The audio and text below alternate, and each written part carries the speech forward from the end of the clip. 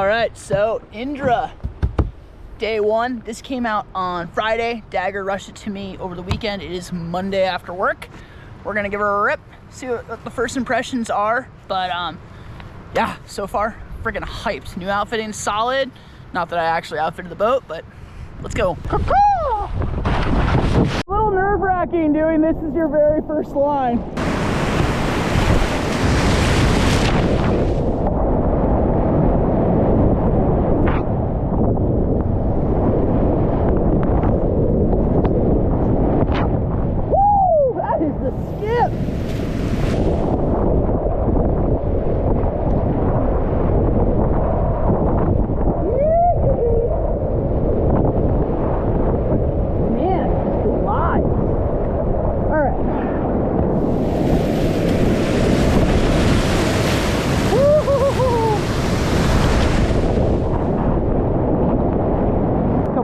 Swish and then a boot.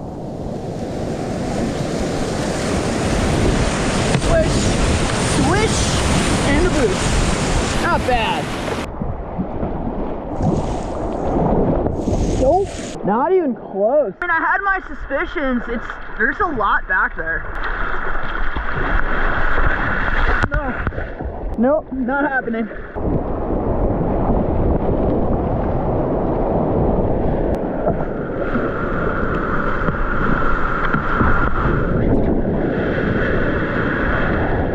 Edges are forgiving. Nope. Just no. That's a rewind's job.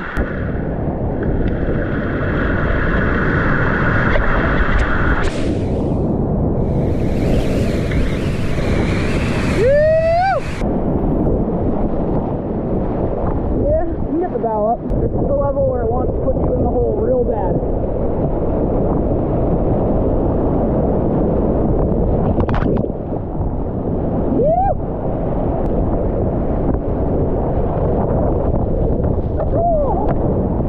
So knowing that this boat was coming, I actually went and paddled a Phantom last weekend and really wanted to kind of understand that boat again and be fresh on it again, because I had a feeling that this was just going to be close. It's a snowy design, you know, it made a lot of sense. And I have to say, yeah, that basically adds up. The medium large really brings me back to a Phantom, although it is very different for the subtleties in how it really feels. I've never paddled anything that skipped out of Fowlerville like that. I mean, it was even on rail, not having a perfectly flat landing, was flying.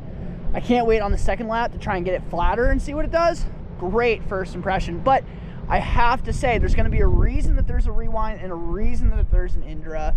And if you want a boat that is easy to stern walk and splat and just play on your way down, you still need a rewind. And if you want that hardcore, really river runner, big volume, all of that stuff that is fun and sporty and fast, or you just want something a little more aggressive than an actual Phantom, that's going to be the Indra. One of the first things I'm going to tell you when it comes to the people who want to compare this to a Steeze is the whole stern is different. They might be going for the same style of paddling, but they are very different. The other thing I know that a lot of you are going to have questions on are these new thigh hooks, the new Ergo Engage. Yeah, I mean, they are wildly more comfortable. Form and function really reminds me of what we used to see in ballistic, but actually comfortable. Those ones are really uncomfortable. And I'm really excited to kind of pull it apart and understand the system better, but so far I would say quite good. Definitely one of the biggest questions is, are those thigh hooks going to be compatible with the old style? You know, my intuition says that that's really, really close, but my friends who work as reps have told me that no, they are different, and there's some amount of modification that would have to happen. So stay tuned on that one. That's gonna have to be something separate. First sunsetter of 24. Yes. We can keep her a little flatter.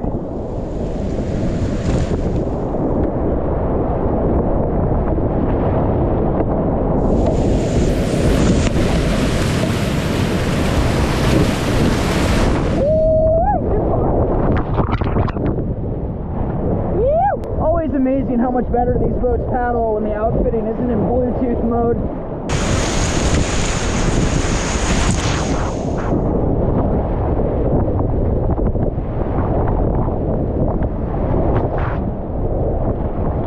Oh, outfitting is magic.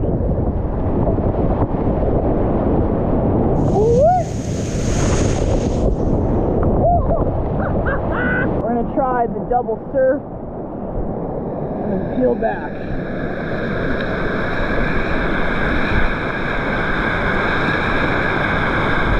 Oh man, was that smooth. Coming back. So easy. It's stuff like that, which is why I just don't do these like quickie review things. It's getting the outfitting right, it's knowing the boat a little bit. Second lap's just always better. And then a month in, I know everything about it. But this boat so far, it's got a niche. It's not a rewind. I just don't know how much more I can say it's not a rewind. But it's maybe your quiver killer. It's big water, you're done. This is all you need for big water. You need this in a playboat maybe. Try it with actual outfitting. It's still so much boat.